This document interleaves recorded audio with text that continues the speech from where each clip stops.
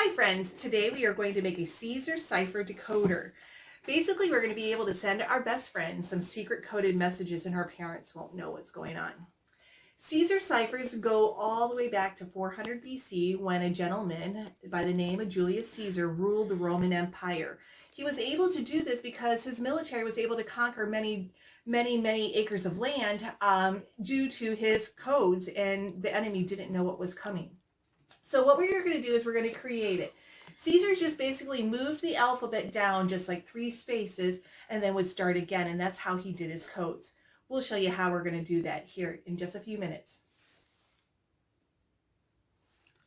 These are the supplies that you're going to need. You're going to need some glue, some pens or markers, compass, scissors, a protractor, maybe some brass tabs if you have any. If you don't, a nice little paper clip will work, some cardstock, or maybe even some cardboard so we can cut out the circles.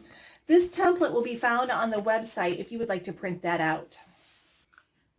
So there are 2 different ways for us to do it. You can download this and print this out and it's already made, or you can try to come up with your own circle and do your own lines where you want to do that.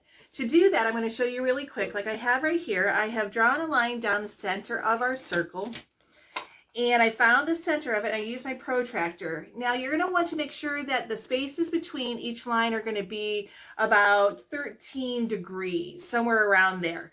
So if you come here and you look at a protractor, if you've never used one, you're going to want to make sure your line is here, and this is the center, and you're going to measure from here to about here, and you're going to want to go ahead and draw your line. So here we have my circle, and we're going to line up the line like we did right here. We're going to scoot it down here so I can see about right where we had, and right there I ended up marking it. So I did a little mark, then I did another one, I'm lining up, and voila, see that's just a little bit past the 10, and it doesn't have to be super exact. And we're going to go ahead and take a flat edge, we're going to go ahead and draw it in to the center, just like that. And we're going to keep going, and we're going to need 26 spaces. And eventually it's going to look something like this, or like this if you end up having the lines. You're going to want to then put your alphabet in here, like I have A, B, C, D, E, F, G, all the way to Z to the end here. And you're going to want to put those in capital letters.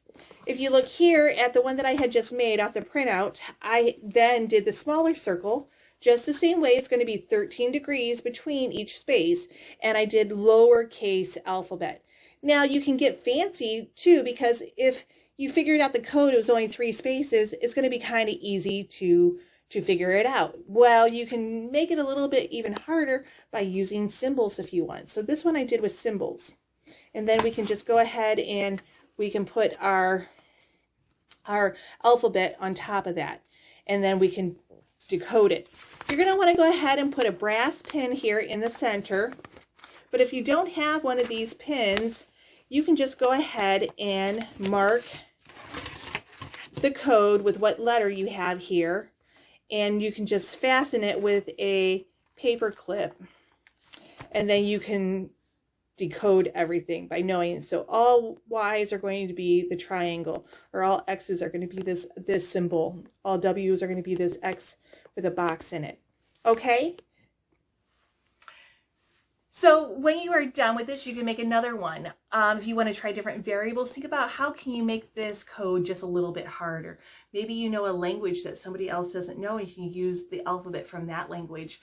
Or you can use symbols like I said. As always, have fun playing with this and have fun doing it, and let us know how you did.